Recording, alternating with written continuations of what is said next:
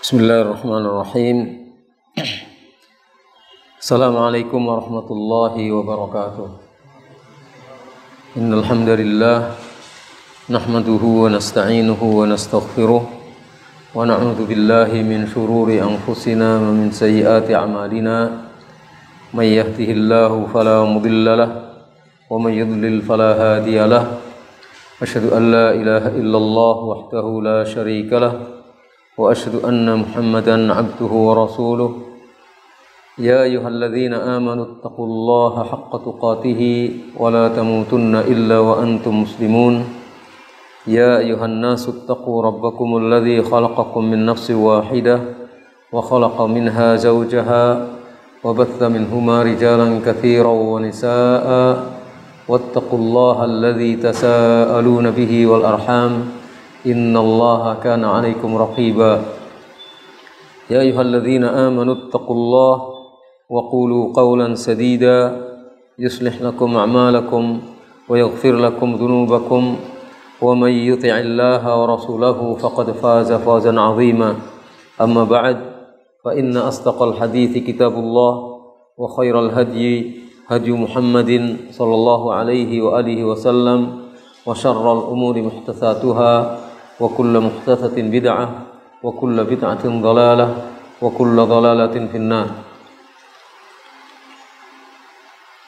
Jamaah yang dirahmati Allah, alhamdulillah kita bersyukur atas nikmat Allah yang sangat besar.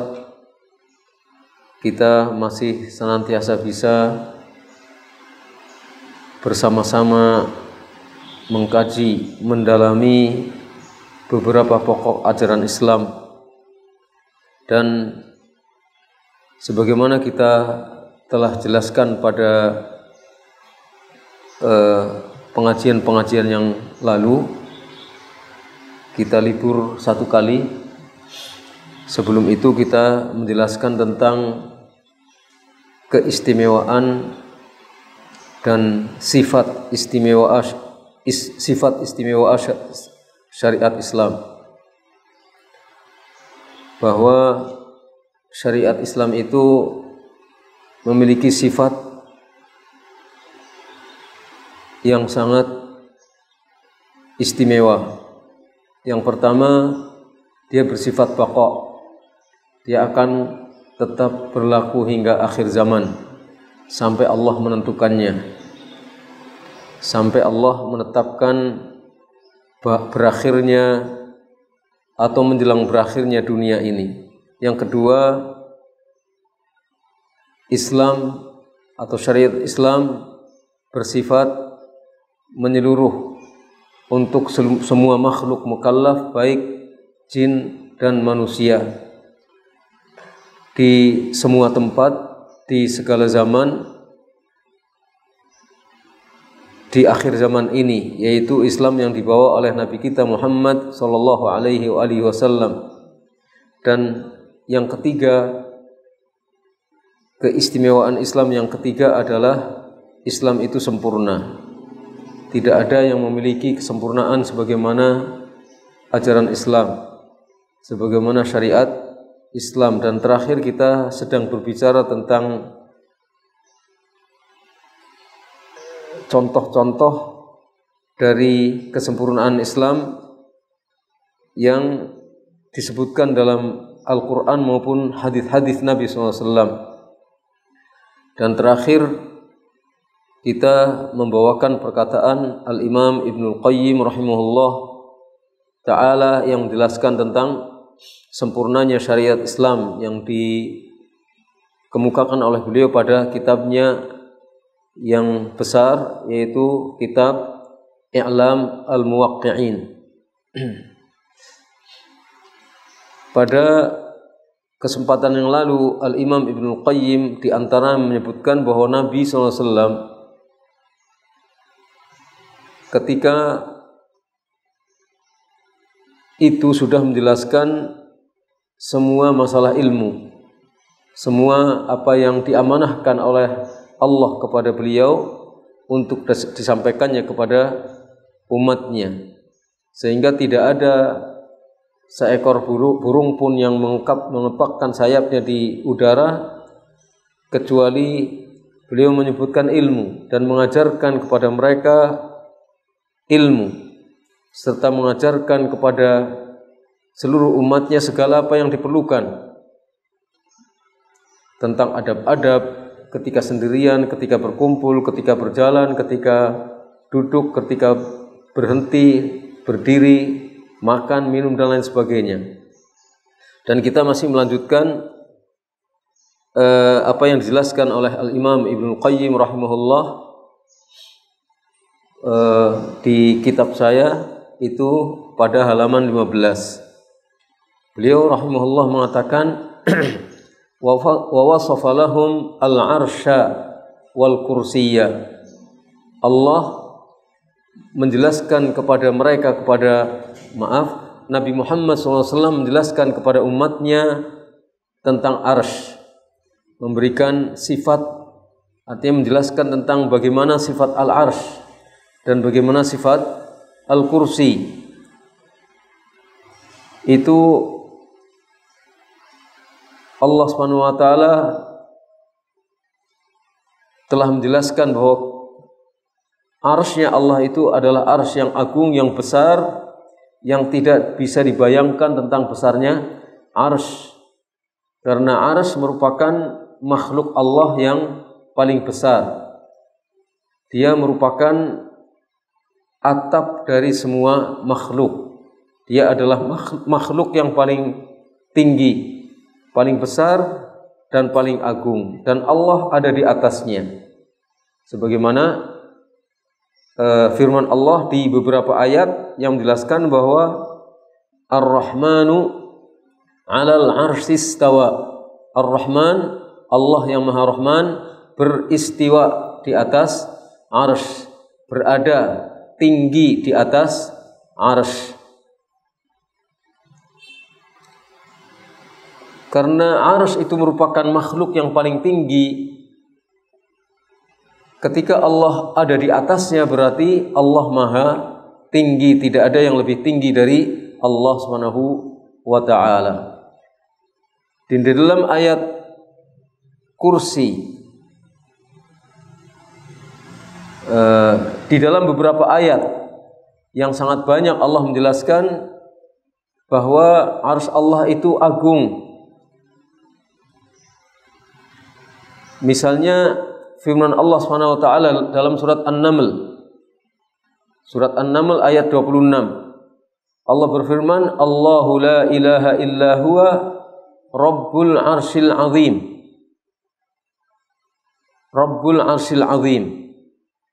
Jika al-'azim ini dijarkan, maka 'azim adalah sifat daripada 'arsy. Dan riwayat ada yang menjelaskan tentang itu, bahwa Allah adalah yang tidak ada sesembahan yang lain selain Dia. Rabbul 'arsyil 'azim, Rabb yang memiliki arsy yang agung. Kemudian juga firman Allah Ta'ala dalam ayat yang lainnya, Allah menyebutkan bahwa al-arsy itu al-karim. Dalam surat Al-Mu'minun ayat 116 Allah berfirman, "Fata'ala Allahul Maliku al-Haq la ilaha illa huwa Rabbul 'arsyil karim." Maka maha tinggi Allah, Raja yang benar, tidak ada sesembahan yang berhak disembah kecuali Dia, yang memiliki arsy yang karim, yang mulia. Juga firman Allah Subhanahu wa taala, Dzul 'arsyil Majid. Dzul 'arsy al-Majid dalam surat Al-Buruj ayat 14. Dzul 'arsyil Majid, Allah yang memiliki arsy yang mulia. Di sini Al-Hafidz Ibnu Katsir rahimahullah taala menjelaskan bahwa makna daripada wa huwa Rabbul 'arsyil 'azim, bahwa Allah adalah Rabb arsy yang agung, ai huwa maliku kulli syai'. Artinya Allah adalah raja segala sesuatu.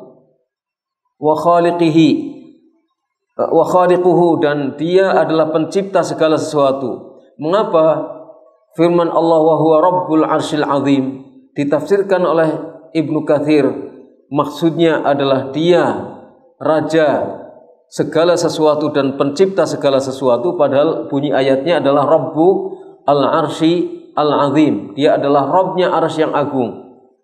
Ya, karena ketika Allah menyatakan dirinya sebagai Rabbul arsyil azim, sedangkan al-arsy itu merupakan saqful makhluqat, begitu kata Al-Imam Ibnu Katsir rahimahullah.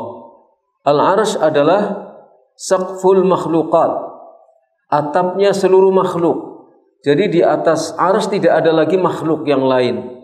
Makhluk yang tertinggi adalah al-arsy, dan oleh karena itu disebut sebagai atapnya seluruh makhluk. Besarnya tidak bisa diukur. Makanya disebut sebagai al-arsyul azim, arsy yang agung.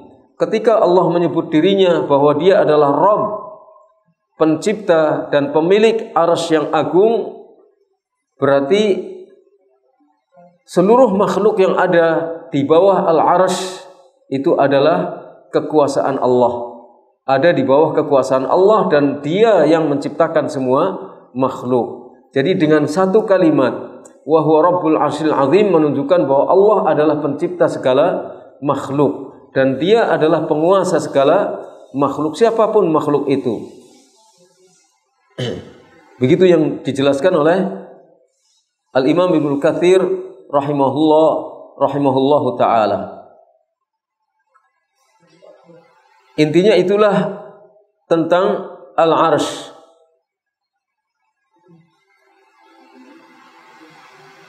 Nabi Muhammad SAW menjelaskan kepada kita tentang bukan kaifiyahnya, tapi tentang betapa besarnya arsy itu, betapa luar biasanya arsy itu, ciptaan Allah Subhanahu wa ta'ala. Kalau Allah menciptakan arsy yang demikian besar, tentu Allah adalah pencipta yang maha besar.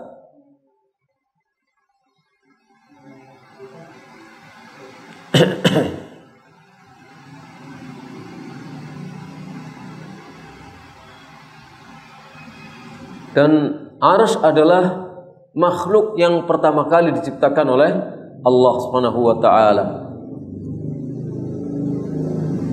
Karena dalam ayat atau di dalam beberapa riwayat yang sahih, di antara yang diriwayatkan oleh Imam Bukhari dan Muslim, bahwa ketika Allah menciptakan langit-langit dan bumi, sebelum itu sudah ada al-arsy, wa kana arshuhu 'alal ma', dan arsy-nya ada di atas air. Arsy-nya di atas sana itu ada air. Di atas sana ada air, di atas air itu ada al-arsy. Wa huwa alladhi khalaqas samawati wal arda fi 6 ayyamin wa kana 'arshuhu 'alal ma'. Dan dialah Allah yang telah menciptakan langit-langit dan bumi di dalam 6 hari. Allah menciptakan langit-langit dan bumi di dalam 6 hari. Wa kana 'arshuhu 'alal ma', dan adalah arsy-nya pada waktu itu sudah ada di atas air. Jadi ada lautan di sana yang besar di atas. Dan dengan kekuasaan Allah, air itu tidak tumpah ke bumi. Dengan kekuasaan Allah, langit diangkat oleh Allah tanpa tiang. Tanpa ada tiang yang dapat kita lihat. Karena memang tidak ada tiang. Itu adalah karena kekuasaan Allah Subhanahu wa ta'ala. Begitu juga Rasulullah SAW menjelaskan kepada kita tentang kursinya Allah. Misalnya di dalam surat Al-Baqarah ayat kursi, Allah menjelaskan wasi'a kursiyuhu as-samawati wal ard. Luasnya kursi Allah itu meliputi langit-langit dan bumi. Betapa besarnya kursinya Allah. Langit-langit dan bumi, langit pertama yang kita lihat sudah sangat besar. Bumi yang kita injak sudah sangat besar. Langit yang meliputi bumi ini lebih besar daripada bumi yang kita injak. Kemudian ada 7 langit. Betapa besarnya langit-langit dan bumi. Dan setelah itu ada kursinya Allah meliputi langit-langit dan bumi. menunjukkan bahwa kursinya Allah itu sangat besar. Kemudian di atas semuanya, di atas makhluk-makhluk Allah yang ada al-arsy, dan Allah ada di atas arsy.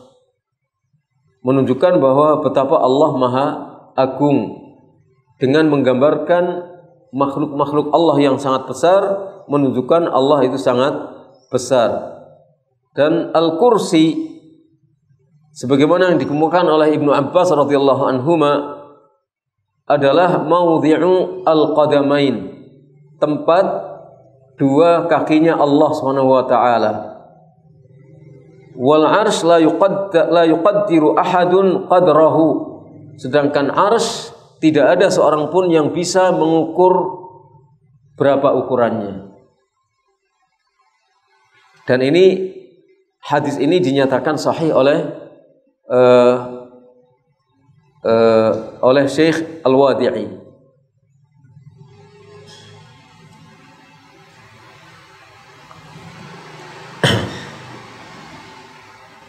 Ikhwani rahimani wa rahimakumullah, begitulah Rasulullah SAW menjelaskan kepada umatnya tentang al-kursi, tentang al-arsy.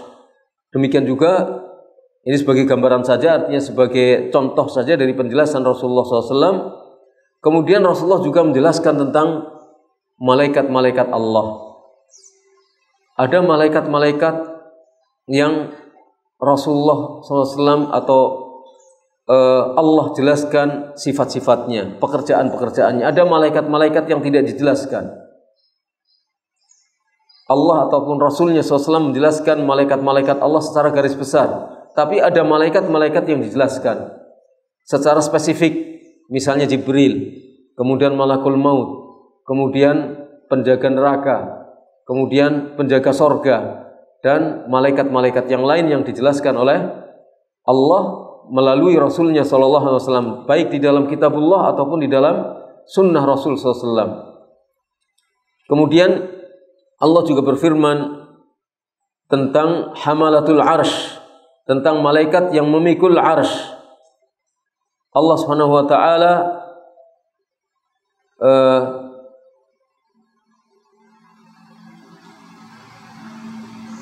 Rasulullah SAW bersabda menjelaskan, "Udzina li an uhadditsa an malakin min malaikatillah min hamalatir arsy." Diizinkan kepadaku untuk menceritakan tentang malaikat di antara malaikat-malaikat Allah, yaitu malaikat yang memikul arsy. Kata beliau, "Innama baina syahmati udhunihi ila atiqihi masirata 700 amin." Sesungguhnya di antara syahmati udhun, daun telinga ini daun telinga yang paling bawah itu apa namanya? Ini namanya syahmatu udhun. Daun yang gondor-gondornya yang kalau perempuan dikasih lubang untuk anting-anting. Jadi jarak antara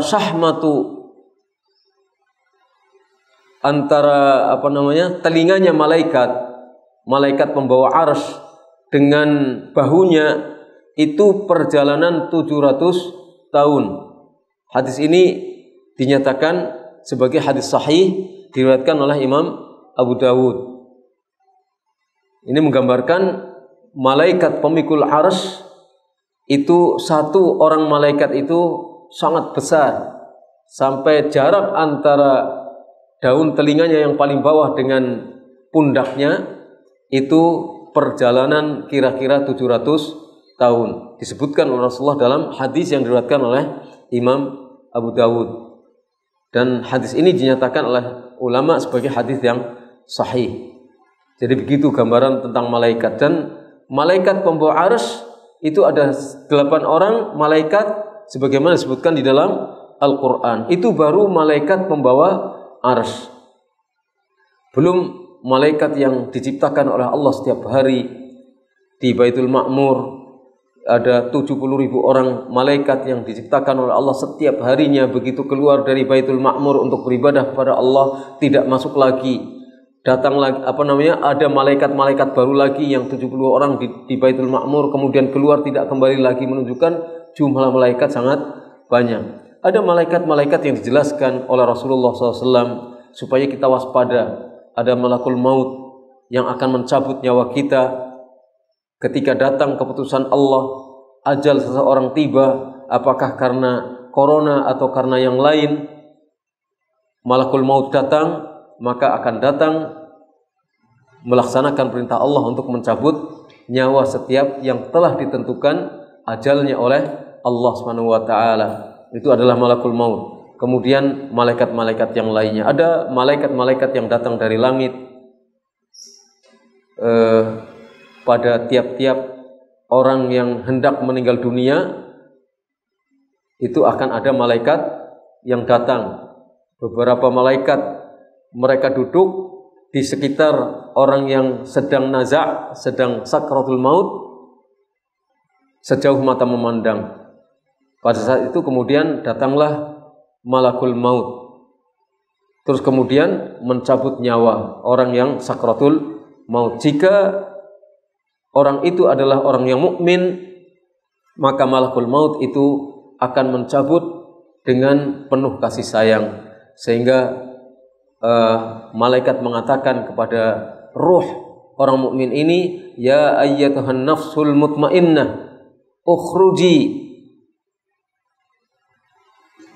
wahai nyawa yang baik, keluarlah kamu menuju kepada kasih sayang Allah Subhanahu wa taala, ila maghfiratin mir rabbih.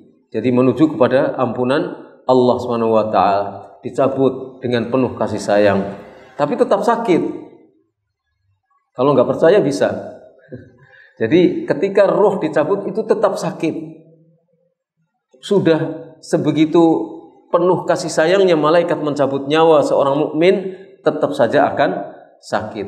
Begitu roh dicabut, malaikat-malaikat yang ada, yang hadir, yang ikut hadir pada waktu itu, tidak membiarkan roh itu terlalu lama ada di tangan malaikat. Lalu diambil alih roh itu, dimasukkan ke dalam kafan yang mereka bawa. Kafan itu adalah kafan yang asalnya dari sorga dan mengeluarkan wewangian yang sangat harum, wewangian dari sorga. Dibungkus kemudian dibawa naik ke atas oleh para malaikat ini. Dan seterusnya, kisahnya panjang. Nanti nggak selesai-selesai. Jadi kisahnya sangat panjang, itu adalah rohnya mukmin. Kemudian intinya diperintahkan oleh Allah setelah sampai ke langit yang ketujuh, diperintahkan oleh Allah supaya ini dicatat amal-amalnya ke kitab catatan yang ada di Illiyun, yang ada di sorga yang tinggi. Kemudian diperintahkan untuk dikembalikan ruhnya kepada jasadnya di kuburnya. Kemudian ditanyai oleh 2 orang malaikat dan seterusnya. Adapun ruhnya orang kafir, maka akan dicabut dengan kasar oleh malakul maut, sampai digambarkan dalam hadis seperti alat-alat pencabut bulu-bulu domba, alat-alat cukur yang sangat kasar, yang sangat keras, mencukur bulu-bulu domba, mencabuti bulu-bulu domba untuk diambil wolnya dengan kasarnya seperti itu. Kemudian malaikat segera mengambil alih nyawa orang ini, dimasukkan ke dalam kafan yang kafannya itu menyiarkan bau busuk karena kafan itu berasal dari neraka. Terus dibungkus, dibawa ke atas. Setiap berpapasan dengan malaikat-malaikat yang ada di atas, mereka selalu mencela, ini bau apa, dari siapa, dan seterusnya. Kemudian minta dibukakan pintu langit pertama, ditolak. Bahkan diperintahkan untuk dihempaskan rohnya ini dan dikembalikan ke dalam jasadnya. Itu dijelaskan semuanya oleh Rasulullah Shallallahu Alaihi Wasallam. Kemudian ditanyai di alam kuburnya. Ini menunjukkan betapa kasih sayangnya Rasulullah SAW dan menunjukkan betapa ini bagian daripada kesempurnaan Islam, menjelaskan kepada umatnya supaya umatnya hati-hati di dalam menjalani kehidupan ini, karena akan berjumpa dengan para malaikat Allah Subhanahu wa taala. Ada malakul maut, ada malaikat yang membawa kain kafan ketika mati, imma kain kafan itu dari sorga atau kain kafan itu dari neraka. Setelah itu nanti di alam kuburnya akan ditanya, kalau mukmin maka dia akan mendapatkan kenikmatan kubur. Kemudian akan datang seorang laki-laki yang wajahnya ganteng, wajahnya bagus, menyiarkan bau yang harum dan wajahnya menyenangkan. Lalu ditanya oleh orang yang meninggal dunia ini yang ada di kuburnya, siapakah gerangan engkau ini? Orang ini menjawab, saya adalah amal solehmu. Begitu orang mukmin, nanti amal solehnya di alam kubur sebelum di akhirat, amal solehnya akan menjelma menjadi seorang laki-laki yang bagus, yang tampan, yang baunya wangi, yang mengabarkan segala kebaikan. Terus diperintahkan oleh Allah supaya dihamparkan bagi orang mukmin di alam kuburnya ini hamparan permadani yang sangat luas. Kemudian pintu menghadap ke arah sorga dibukakan sehingga wangi-wangian sorga itu tercium oleh mukmin ini. Sebaliknya kalau orang itu adalah orang yang kafir, maka akan didatangi oleh seorang laki-laki yang buruk rupa dan baunya busuk, dan itu adalah amal buruknya yang dilakukan selama hidup di dunia. Kemudian dibukakan pintu, disempitkan kuburnya sehingga tulang belulangnya menjadi remuk redam. Kemudian dibukakan pintu menuju neraka dan angin panasnya neraka itu menerpa dirinya. Racunnya neraka itu menerpa dirinya dan dia tersiksa senantiasa di alam kuburnya. Dengan hanya itu saja, belum lagi jenis-jenis siksaan yang lainnya di dalam kubur banyak. Jadi itu adalah penjelasan dari Rasulullah Shallallahu Alaihi Wasallam supaya umatnya itu faham dan kemudian berhati-hati di dalam menjalankan kehidupan ini, karena hidup di dunia ini adalah hidup yang penuh dengan tantangan, penuh dengan ujian. Kemudian Rasulullah SAW juga menjelaskan tentang sorga, tentang neraka, tentang malaikat, tentang jin, tentang hari kiamat. Wal malaikata wal jinna wan nara wal janna wa yaumal qiyamah wa ma fihi hatta ka'annahu ra'yu ainin. Rasulullah menjelaskan gambaran malaikat, gambaran jin, gambaran neraka, gambaran sorga, tentang hari kiamat. Terus apa yang ada di hari kiamat seakan-akan terlihat nyata oleh pandangan mata kita, karena penjelasan Rasulullah begitu jelas, begitu gamblang.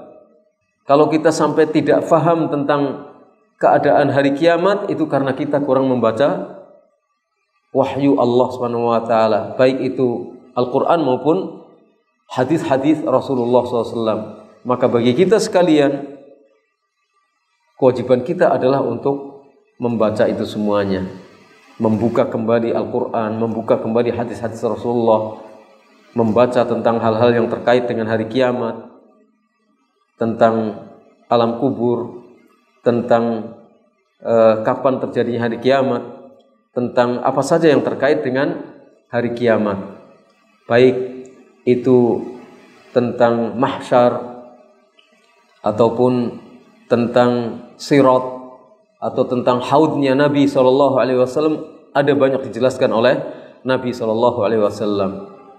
Begitu juga Rasulullah SAW arrafahum ma'budahum wa ilahahum atamma ta'rifin. Wa arrafahum, Nabi SAW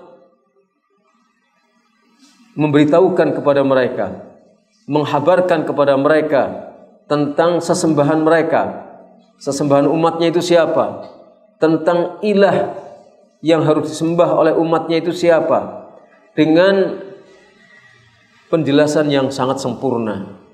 Atamma ta'rif, dengan penjelasan, dengan pemberitahuan yang sangat lengkap, sangat sempurna.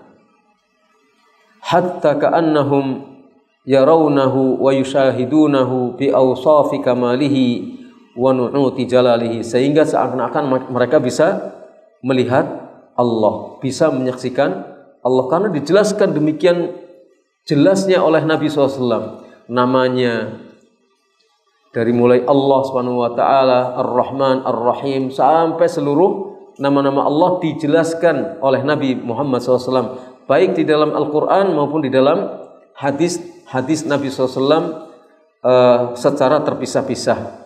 Tidak dijelaskan ngumpul semuanya nama Allah, tapi terpisah-pisah di berbagai tempat, baik di dalam Al-Quran maupun di dalam hadis-hadis Nabi SAW. Kemudian Rasulullah juga menjelaskan tentang sifat-sifat Allah, sehingga jelas sekali bagi kita seakan-akan bisa melihat Allah. Allah yang Maha Rahman, Maha Kasih Sayang, Maha Pencipta, Maha Kuat, Maha Kuasa, Maha segala-galanya. Dijelaskan semua sifat-sifat Allah Subhanahu wa taala oleh Rasulullah SAW, baik yang ada di dalam Al-Quran maupun yang ada di dalam hadis-hadis Nabi SAW. Sehingga Nabi ketika pernah ditanya oleh malaikat Jibril, beliau ditanya tentang ihsan, maka jawabnya apa? Anta'budallah ka'annaka tarahu, supaya kamu beribadah kepada Allah seakan-akan, bukan melihat ya, seakan-akan kamu melihat Allah, karena begitu jelasnya pemahaman tentang Allah bagi dia, begitu nyatanya pengetahuan tentang Allah bagi dia, dia faham sekali tentang Allah, sehingga di dalam beribadah seakan-akan dia melihat Allah. Allah Maha Kuasa, Allah Maha Besar, Allah Maha segala-galanya, seakan-akan melihat dia. Wa illam takun tarahu fa innahu yaraka, dan andai kata pun engkau tidak bisa melihat Allah, tetapi Allah melihatmu. Orang yang beribadah, ibadahnya sampai pada peringkat ihsan, maka seakan-akan melihat Allah, atau terpatri di dalam dirinya bahwa Allah pasti melihat dia. Allah memang melihat kita semuanya, tapi tidak semua orang bisa merasakan bahwa Allah melihat kita. Tidak semua orang bisa merasakan dan bisa menghayati bahwa Allah melihat kita. Buktinya apa? Buktinya ya kita kadang sadar sedikit, kemudian kita lupa lagi, lalai lagi, melakukan pelanggaran lagi, kemaksiatan lagi, meninggalkan kewajiban lagi, atau meninggalkan hal-hal yang baik lagi, ghibah lagi, namimah lagi, menghasut lagi, provokasi lagi, menyebarkan berita-berita hoax yang tidak jelas untuk menimbulkan untuk menimbulkan kekacauan, supaya orang tidak mempunyai sesuatu pegangan yang jelas. Kenapa? Ya karena ihsannya belum benar-benar sampai pada peringkat ihsan, ibadahnya itu belum sampai pada peringkat ihsan. Makanya Rasulullah SAW menjelaskan tentang siapa Rabb kita, siapa sesembahan kita dengan sejelas-jelasnya. Jadi sampai kita bisa seakan-akan melihat Allah lengkap dengan sifat-sifat sempurna yang dimiliki oleh Allah Subhanahu wa taala. Wa arrafahum al-anbiya wa umamahum wa ma jara lahum wa ma jara alaihim ma'ahum. Begitu juga Rasulullah SAW menjelaskan kepada umatnya, memberitahukan kepada umatnya tentang nabi-nabi dan tentang umat daripada nabi-nabi, dan apa yang berlangsung pada mereka, apa yang terjadi antara nabi dengan umatnya. Menjelaskan tentang apa yang berlangsung pada para nabi dan terjadi antara nabi dengan umat. Bagaimana Adam, bagaimana Nuh, bagaimana Ibrahim, bagaimana dan seterusnya nabi-nabi yang lain. Al-Quran hanya menjelaskan kepada kita dan mengisahkan kepada kita tentang 20 orang nabi dan rasul Allah. Sebagian nabi bukan rasul, dan sebagian rasul itu hanya ada 25 orang yang dijelaskan, yang dikisahkan di dalam Al-Quran secara detail. Tapi lebih dari itu, banyak nabi dan rasul yang tidak dijelaskan, yang tidak dikisahkan oleh kita. Jadi banyak sekali rasul-rasul dan nabi-nabi yang tidak diterangkan dan tidak dijelaskan kepada kita, tapi Allah mempunyai rasul-rasul dan mempunyai nabi-nabi yang sangat banyak. Di antara nabi-nabi itu ada yang dijelaskan sifat-sifatnya secara jelas, kapannya, umat yang bagaimana. Tapi di antara nabi-nabi itu, hatta yang 25 orang nabi itu tidak dijelaskan secara sama. Ada yang detail, ada yang tidak detail. Kisah tentang Nabi Musa alaihi salatu wassalam cukup banyak dan detail, dan diulang dalam beberapa surat Al-Quran. Ya kan, kita melihat kisahnya Nabi Musa dengan Fir'aun, kemudian ada kisah Nabi Ibrahim dan seterusnya. Tapi ada nabi-nabi yang tidak dijelaskan sedetail ketika Allah menceritakan tentang Musa, tentang Ibrahim, dan tentang beberapa nabi yang lain, ulul azmi minar rusul. Ulul azmi minar rusul itu siapa saja? Ulul azmi itu ada 5 yang dikatakan sebagai nabi ulul azmi yang mempunyai semangat yang tinggi, tekadnya membara. Semua nabi punya semangat yang tinggi dan semangat yang membara, tapi ini lebih daripada yang lain. Ada Ibrahim, Musa, ada Nuh, Ibrahim, Musa, Isa, dan Nabi kita Muhammad sallallahu alaihi salatullah alaihim wasallamuhu ajma'in.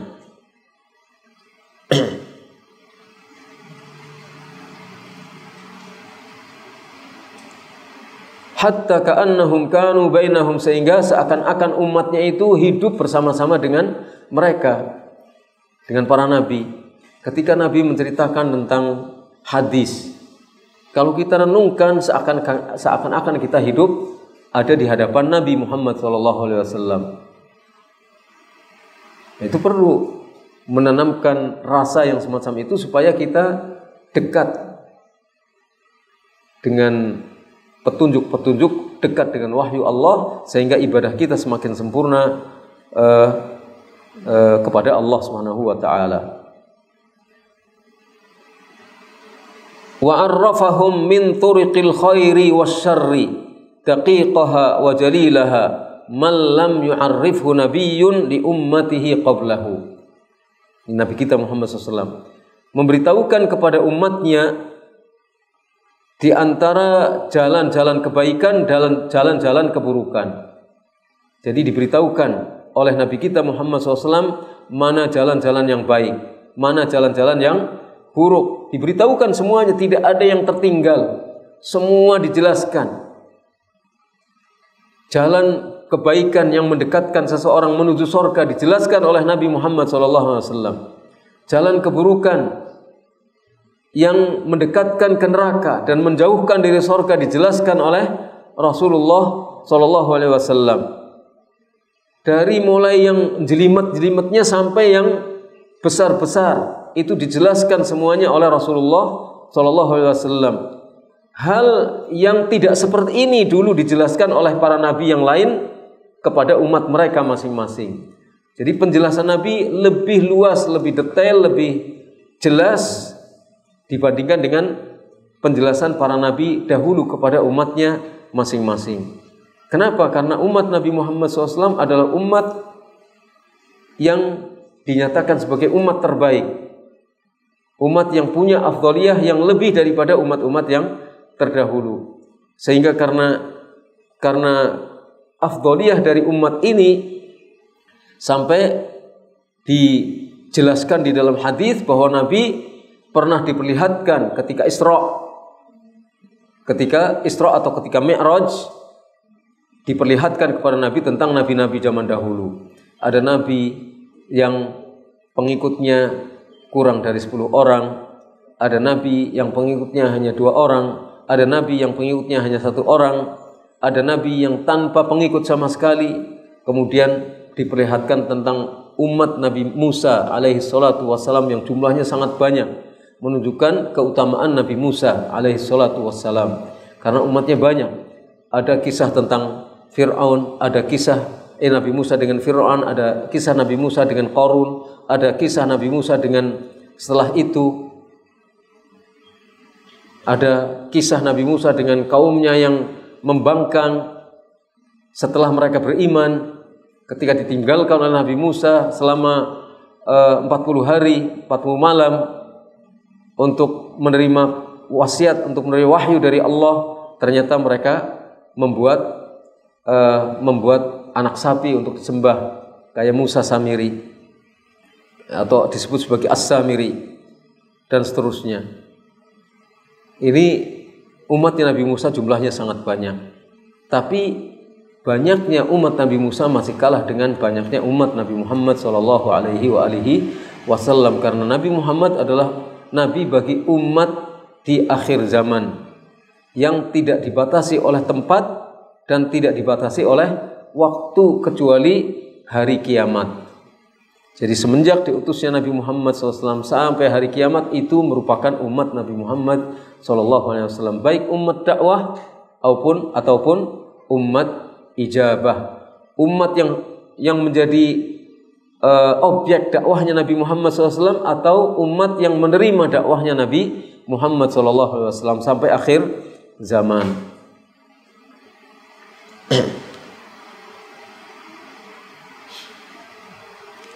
Begitu juga wa'arrafahum sallallahu alaihi wasallam min ahwalil maut wa ma yakunu ba'dahu fil barzakh wa ma yahsulu fihi minan na'im wal 'adzabi lirruhi wal badan. Nabi SAW juga memberitahukan kepada umatnya beberapa keadaan atau keadaan kematian dan apa yang akan terjadi sesudah kematian itu. Kita perlu baca ini untuk menjadikan hati kita lembut dan selalu ingat akan kematian. Karena kalau kita mengaku sebagai orang yang cerdas, tentu kita akan ketakutan jika menghadapi kematian sementara kita tidak siap menghadapinya. Kematian itu sendiri tidak perlu ditakuti, karena mati itu satu keniscayaan, pasti terjadi. Yang kita takutkan adalah ketika kita mati tidak punya persiapan apa-apa, tidak punya bekal apa-apa yang bisa kita bawa untuk mati. Dan kematian itu datang tanpa izin terlebih dahulu. Kapan saja bisa mati. Orang yang tadinya sehat tiba-tiba mati bisa, baik karena corona ataupun karena yang lain-lainnya. Sebab kematian itu sangat banyak dan kita harus waspada tentang ini. Maka dijelaskan tentang keadaan kematian. Kita punya roh. Roh itu ketika dicabut, maka jasad kita akan menjadi jasad yang tidak berguna. Tidak ada kesempatan lagi bagi jasad untuk memperbaiki dirinya. Dia akan menjadi bangkai, harus dikubur, rohnya dicabut.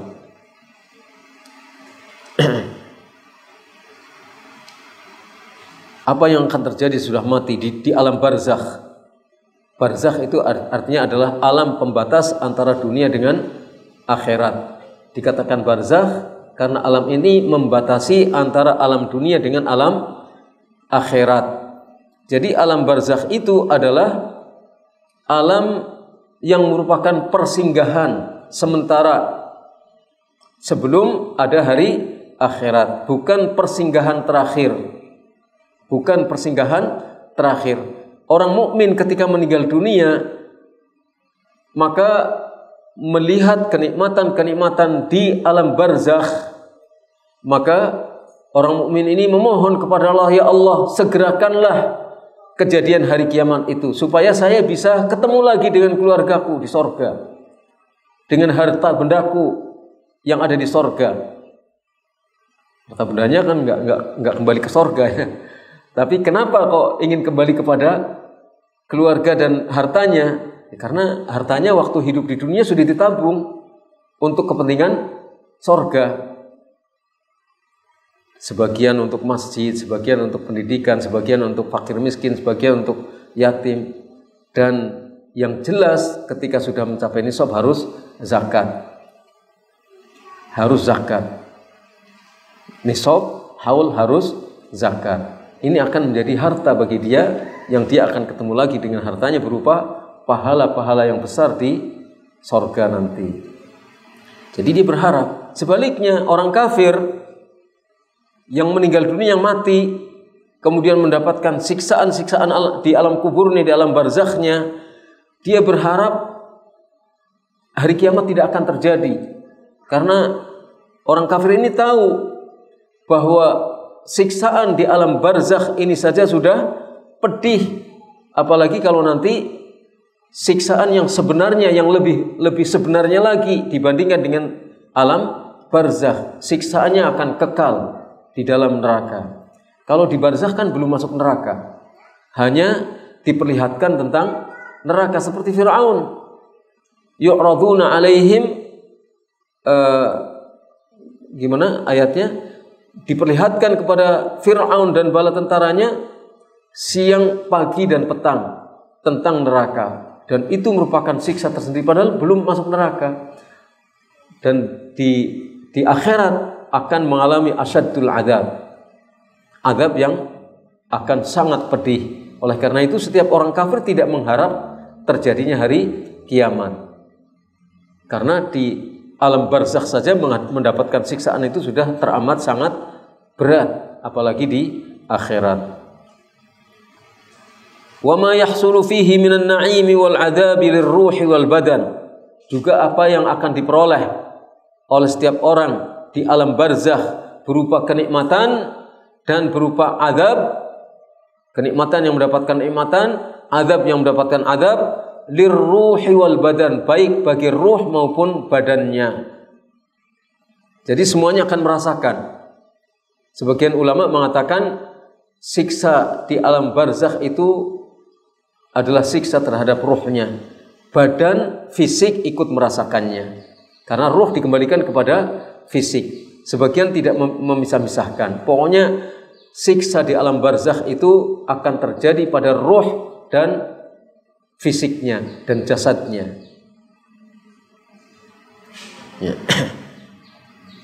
Ruh kita tahu ya, ruh kita kan. Kita tahu ruh kita. Apa ruh kita itu? Mana ruh kita? Gak bisa melihat kita. Coba pegang, gak bisa kita lihat. Kita lihat dan gak bisa kita pegang. Siapa? Ruh. Ruh adalah makhluk yang paling dekat dengan kita. Ruh kita adalah makhluk yang paling dekat dengan kita, yang tanpa ruh ini kita mati. Itu saja kita tidak paham jelas tentang ruh. Kalau kita kembalikan pengertian ruh dengan akal, gak akan ketemu. Gak bisa ketemu. Harus kita kembalikan kepada wahyu, kepada nas Al-Quran maupun sunnah. Wa yas'alunaka 'anir ruh qulir ruhu min amri rabbi wa ma utitum minal ilmi illa qalila. Mereka bertanya kepadamu tentang ruh. Katakan, hai Muhammad, ruh itu termasuk urusan Allah, merupakan urusan Allah, dan kamu tidak diberitahu tentang ruh ini kecuali sedikit. Kita tidak bisa mengetahui ruh kita sendiri secara keseluruhannya. Kita hanya mengetahui sedikit saja di antara apa yang dapat kita ketahui. Melalui apa? Akal, perasaan tidak, tapi melalui wahyu, nas. Di antaranya bahwa ketika seseorang dicabut nyawanya dalam riwayat Muslim, maka ittaba'ahul basar. Ittaba'ahu al-basar. Ketika ruh dicabut, menunjukkan bahwa ruh itu bisa dicabut, bisa dipegang oleh malaikat, dicabut, dipegang oleh malaikat, dicabut, bisa. Tapi bukan kita yang megang. Yang megang itu adalah malaikat. Pertama malaikat pencabut nyawa, kemudian malaikat-malaikat yang memasukkannya ke dalam kafan. Jadi bisa diwadahi di dalam, bisa dibungkus di dalam kafan roh itu. Kemudian bisa dilihat oleh mata ketika roh itu dicabut. Diikuti pandangan mata melihat ketika roh itu dicabut. Sehingga orang yang meninggal dunia matanya pasti terbuka. tidak terpejam orang yang meninggal dunia. Matanya terbuka karena mata itu mengikuti kemana arah ruh itu dicabut.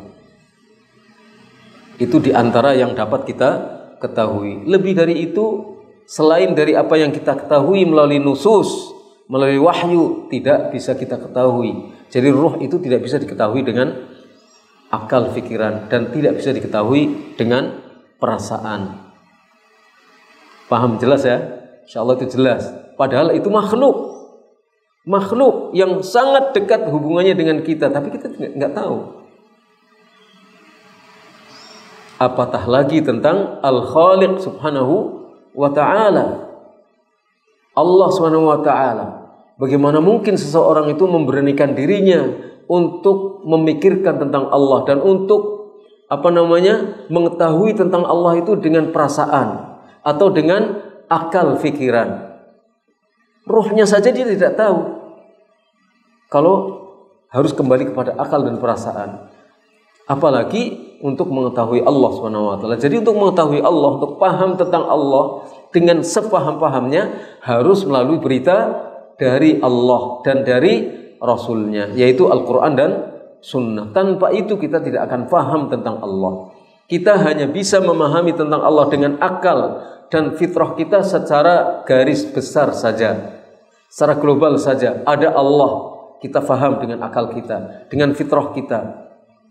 Tapi untuk tahu siapa Allah, apa nama-namanya, nggak mungkin kita tahu kecuali dengan wahyu. Itu contohnya saja. Dan ini dikatakan oleh Syekhul Islam Ibnu Taimiyah di dalam menegaskan tentang manhaj di dalam memahami al-asma was sifat. Untuk lebih mudahnya untuk memahami masalah asma was sifat Allah Subhanahu wa taala, perhatikanlah tentang ruh. Ruh tidak bisa difahami dengan akal. Akal hanya memahami secara garis besar. Fitrah manusia memahami ruh hanya secara garis besar. Detailnya tidak bisa, kecuali kembali kepada wahyu, apalagi Allah Subhanahu wa taala. Jadi tentang kematian, tentang apa yang akan terjadi sesudah kematian, bahwa azab dan naim di alam kubur, di alam barzakh itu akan dirasakan oleh ruh dan jasad. Penjelasan ini tidak pernah dijelaskan oleh nabi-nabi terdahulu sebagaimana penjelasan Nabi Muhammad SAW. Man lam yu'arrif bihi nabiyyun ghairuhu. Sesuatu yang tidak pernah dijelaskan oleh nabi-nabi sebelumnya. Nabi-nabi sebelumnya menjelaskan kepada umatnya tentang kematian, tentang alam barzakh, tentang kenikmatan kubur, tentang siksa kubur, tapi tidak sedetail penjelasan Nabi Muhammad SAW. Tidak seluas penjelasan Nabi SAW. Jadi tadi menjelaskan tentang adab-adab, menjelaskan tentang sifat-sifat arsy dan lain sebagainya, terus kematian dan sampai akhir penjelasan kita, itu menunjukkan betapa sempurnanya Islam, betapa sempurnanya ajaran Islam. Wa kadzalika arrafahum min adillatit tauhid wan nubuwati wal ma'ad war raddi ala jami'i firaqi ahli al-kufri wad dhalal ma laysa liman arafahu hajatun min ba'dihi. Begitu juga Nabi SAW memberitahukan kepada umatnya dalil-dalil tauhid. Dijelaskan oleh Nabi SAW tentang dalil-dalil tauhid. Apa dalilnya? Apa buktinya? Apa hujjahnya? Apa burhannya? Apa argumentasinya tentang tauhid? Juga tentang kenabian. Kenabian para nabi. Jelaskan dalil-dalilnya. Kenabian Nabi Muhammad dijelaskan dalil-dalilnya oleh Nabi Muhammad SAW. Juga tentang hari kembali nanti sesudah kematian. Hari ma'ad. Hari nanti kita dibangkitkan kembali sesudah kematian. Juga dalil-dalil tentang bantahan terhadap semua golongan orang kafir dan golongan orang sesat, semua dijelaskan oleh Nabi SAW. Apa yang bagi orang yang telah mendapatkan penjelasan dari Nabi Muhammad, paham tentang penjelasan Nabi Muhammad SAW, orang itu tidak membutuhkan kepada penjelasan yang lainnya. Cukup dengan penjelasan Nabi sallallahu alaihi wasallam. Dalil tauhid sangat banyak.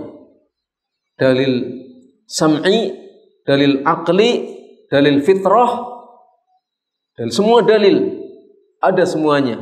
Dan itu dijelaskan oleh Nabi baik secara eksplisit maupun dijelaskan secara isyarat oleh Nabi SAW.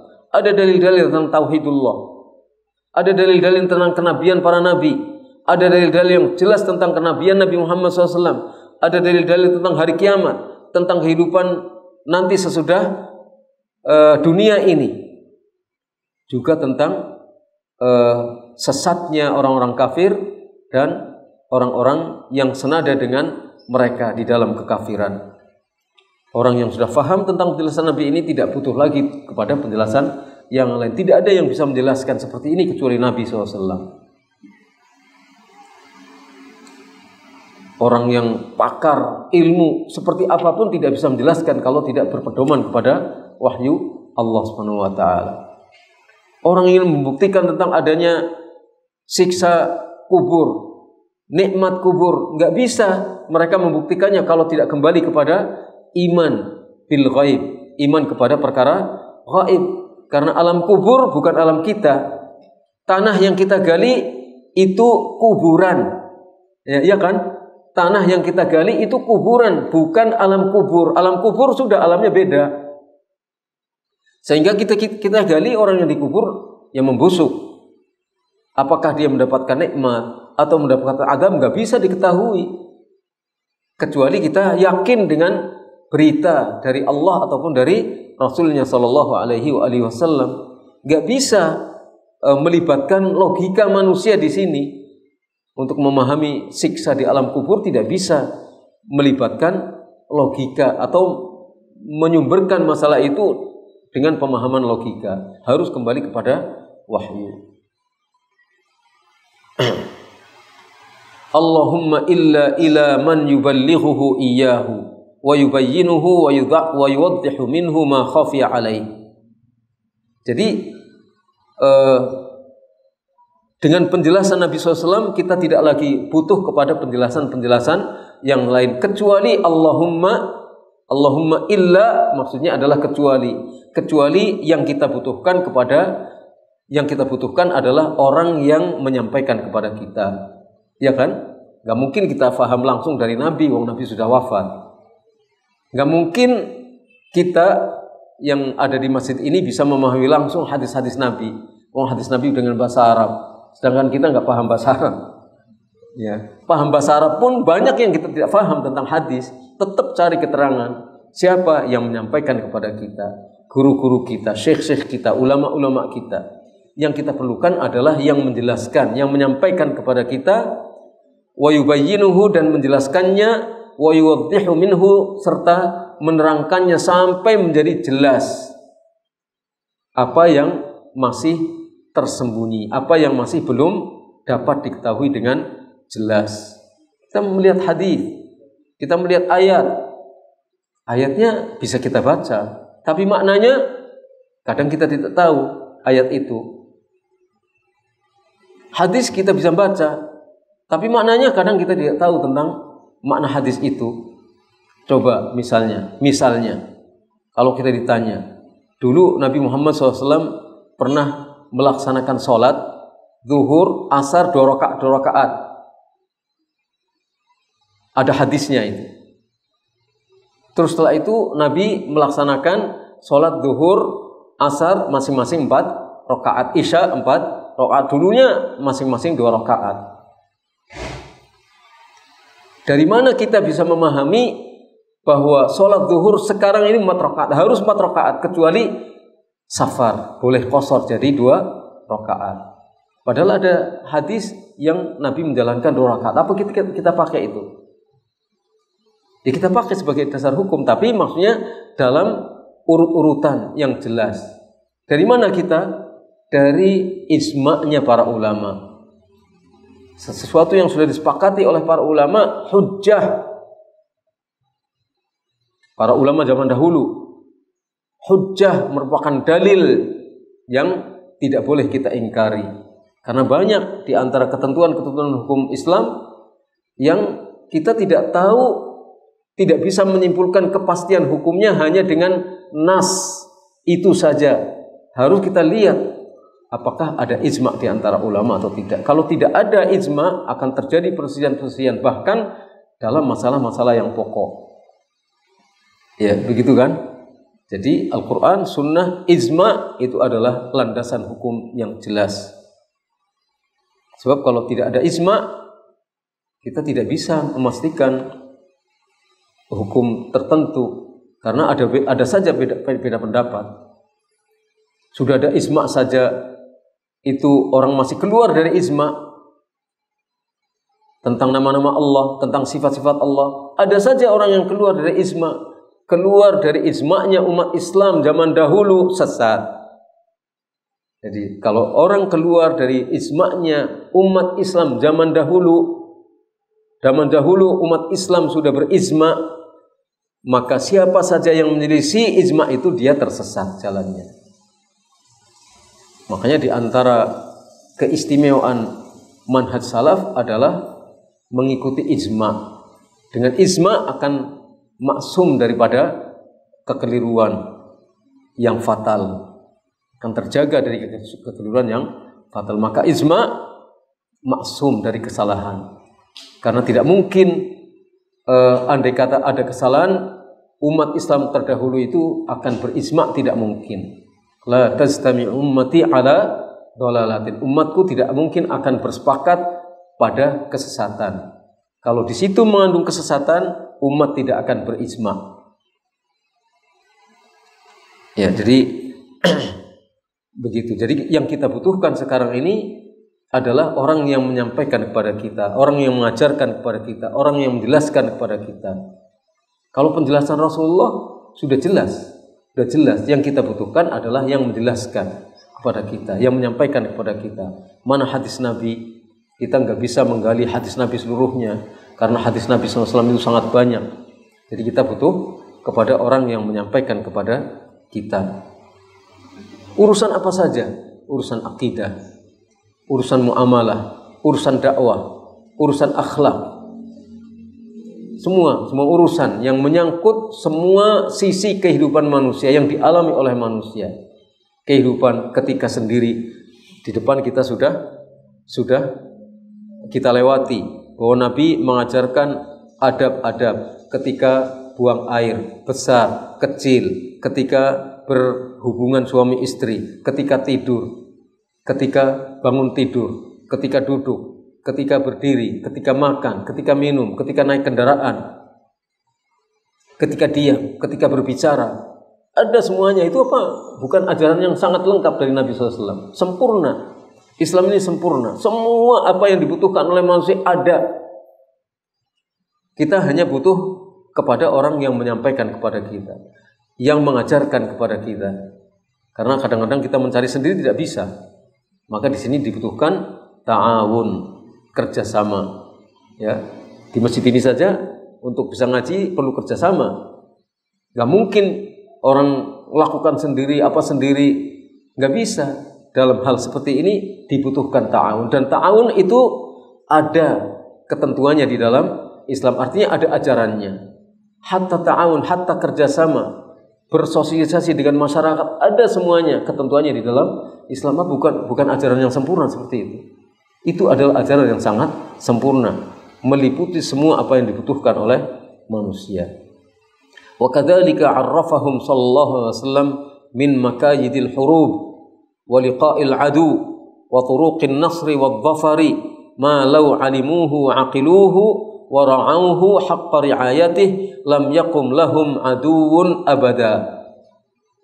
Ini juga diajarkan oleh Nabi.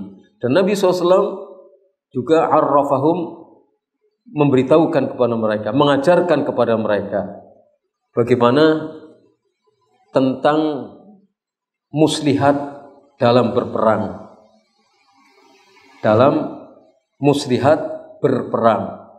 Bagaimana menghadapi musuh. Ada itu dijelaskan, diajarkan, diterangkan oleh Nabi SAW. Bagaimana menempuh jalan-jalan kemenangan, turuq an-nasr wa dhafar, bagaimana supaya orang bisa menempuh jalan-jalan menuju kemenangan. Semua itu dijelaskan oleh Nabi. Ma law alimuhu wa aqiluhu wa ra'auh, apa yang sekiranya umat Islam itu paham, memahaminya dengan baik, mengerti, mengilmui itu dengan baik, wa aqiluhu, memahaminya dengan baik, kemudian ra'auhu, menjaga apa yang mereka fahami ini dengan baik, haqqa ri'ayatihi, dengan sebaik-baiknya, lam yakum lahum aduun abada, maka tidak akan ada musuh yang bisa tegak untuk melawan umat Islam selama-lamanya. Itu begitu, ya. Kenapa banyak lawan? Ya karena kaum muslimin nggak mempunyai pengetahuan yang baik tentang ajaran-ajaran Nabi Muhammad SAW. Semua ajaran Islam itu siasah syar'iyah. Semua ajaran Islam itu adalah siasah syar'iyah, bukan politik praktis. Kita nggak boleh bicara atau misalnya mendalami masalah politik praktis. Itu hanya akan menyulitkan saja. Sholat itu siasah syar'iyah, siam itu siasah syar'iyah, menerima berita itu siasah syar'iyah, menyampaikan berita itu siasah syar'iyah. Semua itu merupakan siasah syar'iyah. Jadi kalau kita mau bersiasat, mau berpolitik, ya sholat yang benar, berakidah yang benar, itu sudah siasah syar'iyah. Nggak usah bicara tentang politik-politik praktis apa itu. Siasah syar'iyah ini saja.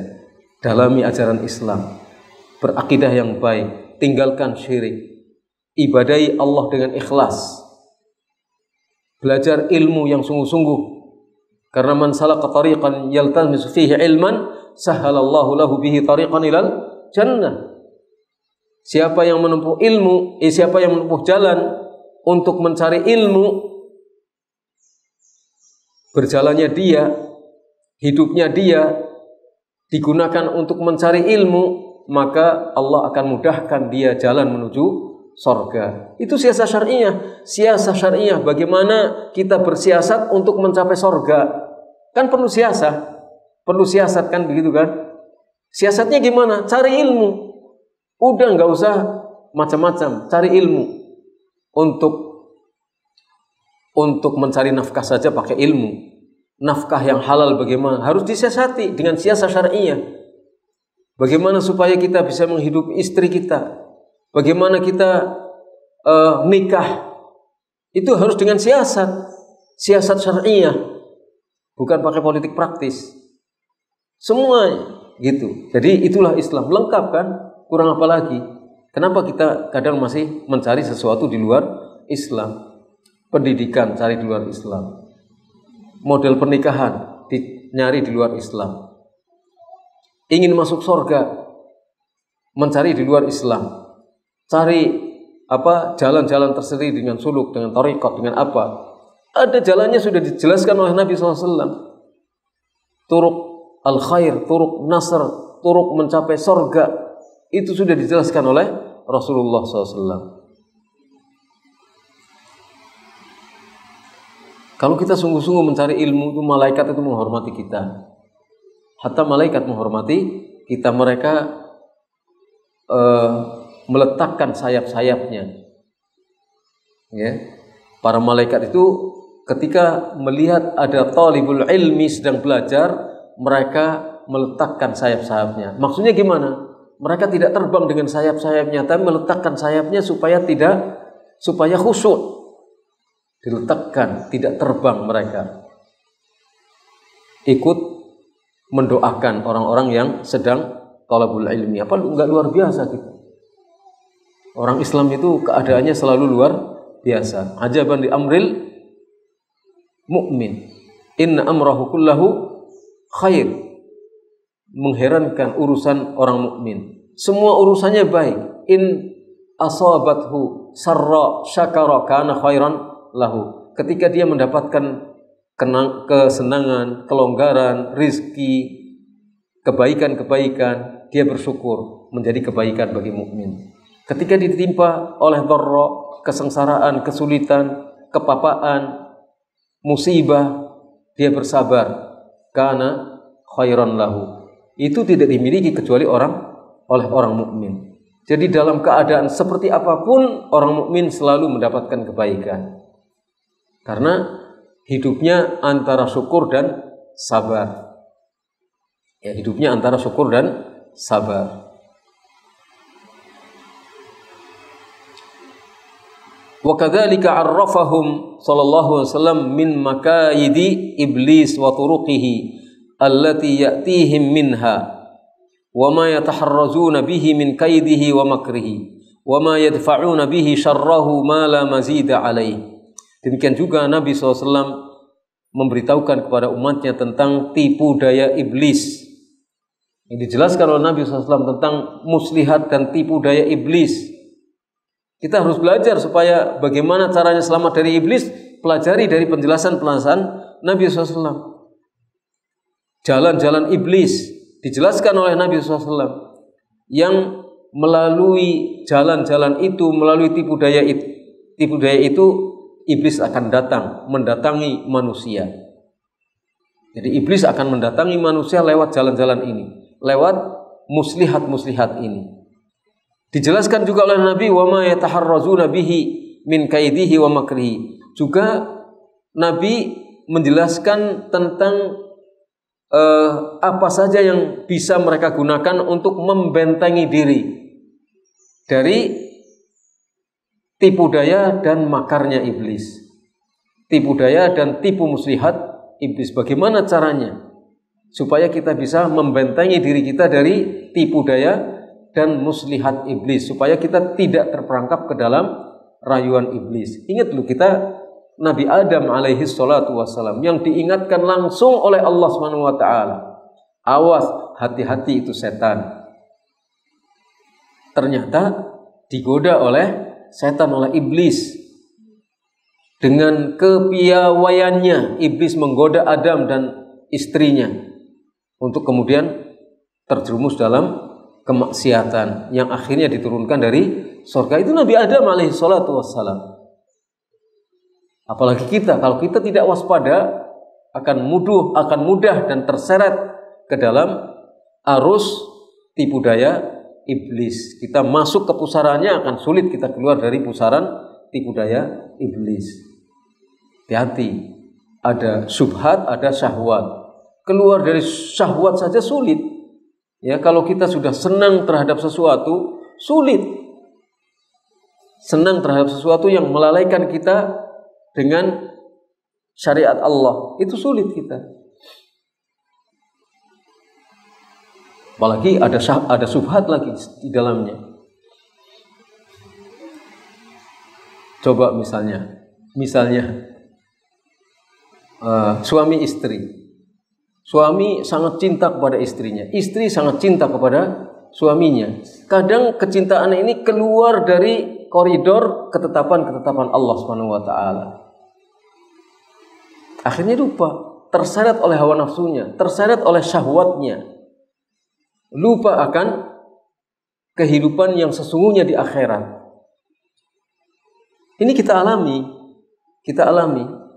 Cinta kita kepada anak-anak kita, sayang kita kepada anak-anak kita, sayang kita kepada ibu bapak kita, melalaikan kita karena cintanya adalah syahwat, bukan al-hub fillah, bukan cinta karena Allah. Kepada teman, kepada organisasi, kepada perkumpulan, melalaikan kita terseret oleh syahwat, dan itu adalah tipu daya iblis. Kemudian ada syubhat nanti di sana. Ada hal-hal yang menjadikan kita rancu berpikir mana yang benar, mana yang salah, nggak tahu. Semakin lama semakin tidak tahu, tertutup oleh syahwat, kemudian dikipasi dengan syubhat. Sudah menjadi dhalalun mubin, kesesatan yang nyata.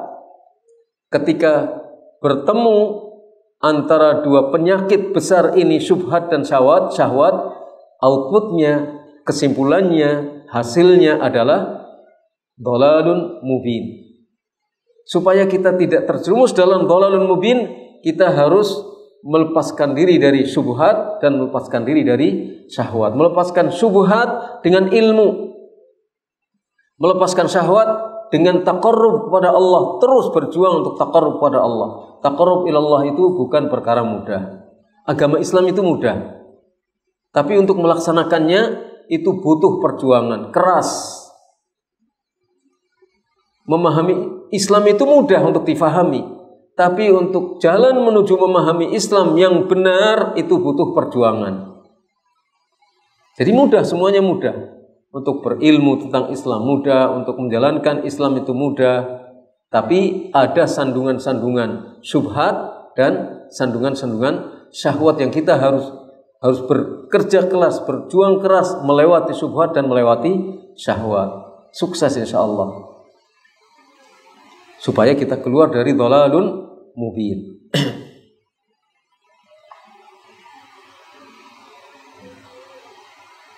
Jadi penjelasan Rasulullah itu tidak perlu ada tambahan dari penjelasan-penjelasan yang lainnya. Sudah cukup. Wa kadzalika arrafahum sallallahu alaihi wasallam min ahwali nufusihim. Begitu juga Nabi SAW menjelaskan kepada umatnya tentang keadaan jiwa-jiwa mereka. Jiwa kita, nafsu-nafsu kita. Dijelaskan oleh Rasulullah SAW keadaan nafsu-nafsu kita bagaimana. Wa awsa fiha. Gambaran-gambaran dari jiwa kita, pensifatan-pensifatan dari jiwa-jiwa kita. Wadasa isiha, hal-hal yang bisa menyusup ke dalam jiwa kita. Wakama ini hal-hal yang tersembunyi di dalam jiwa-jiwa kita. Diberitahukan oleh Nabi kepada kita. Ada nafsu ammarah bisu, ada nafsu yang lain-lain, nafsul mutmainnah, yang tenang, jiwa yang tenang, jiwa yang selalu cenderung kepada keburukan. Dijelaskan oleh Nabi SAW, ma la hajata lahum ma'ahu ila siwa, hal yang orang tidak membutuhkan lagi dengan penjelasan Nabi SAW ini kepada penjelasan yang lainnya. Udah cukup. Kalau orang mau belajar tentang psikologi, pelajari Al-Quran dan Sunnah. Tapi kadang-kadang orang ketika mendapatkan masalah lupa semuanya, lupa Al-Quran dan Sunnah, dan bagaimana mengamalkan Al-Quran dan Sunnah itu lupa. Enggak perlu belajar psikologi kepada Freud, kepada Darwin atau yang lain-lain. Cukup dari Al-Quran dan Sunnah. Tapi kadang-kadang kita perlu guru untuk bisa memahami itu, yang punya spesifikasi dalam dunia itu. Ya kalau misalnya sebagai pengalaman, kalau bagi orang tertentu yang tidak takut kemasukan syubhatnya Darwin atau yang sejenisnya, ya silahkan. Tapi intinya Al-Quran dan Sunnah itu sudah cukup.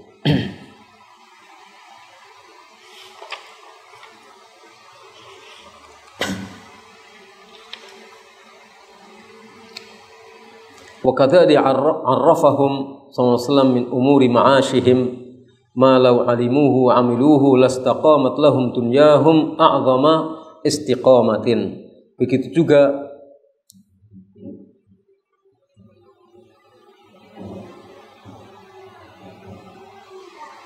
juga Nabi SAW memberitahukan kepada umatnya urusan-urusan ma'isyah mereka, urusan-urusan kehidupan mereka, urusan-urusan yang terkait dengan mata pencaharian umatnya.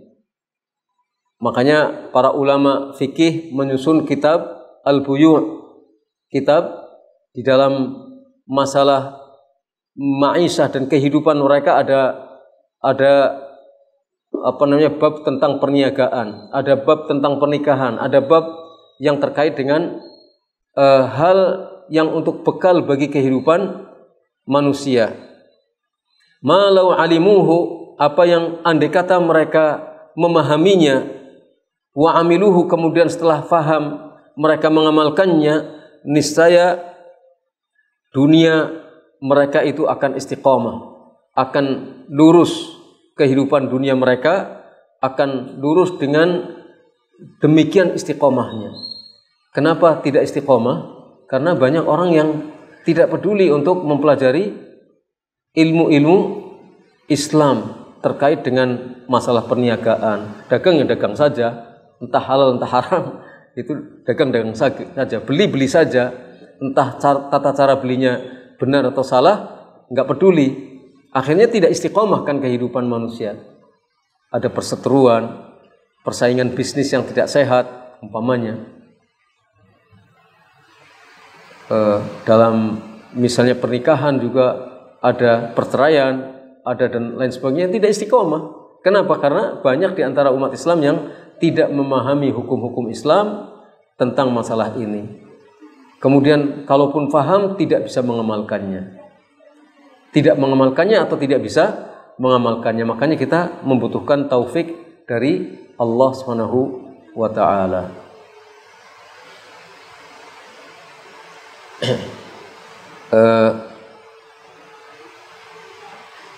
Itu yang bisa kita sampaikan pada kesempatan pagi dan siang hari ini. Mudah-mudahan bermanfaat. Kita sampai pada halaman 16. Mungkin ada yang kurang jelas dari apa yang kita sampaikan tadi. Mudah-mudahan nanti saya bisa menjelaskan. Kalau tidak ya ditunda. Ada pertanyaan? Kalau tidak ada, kita tutup saja. Nas'alullah yuwaffiqana wa iyyakum wa sallallahu ala nabiyyina Muhammad wa ala alihi wa sahbihi ajma'in. Subhanakallahumma wa bihamdika asyhadu an la ilaha illa anta astaghfiruka wa atubu ilaik. Assalamualaikum warahmatullahi wabarakatuh.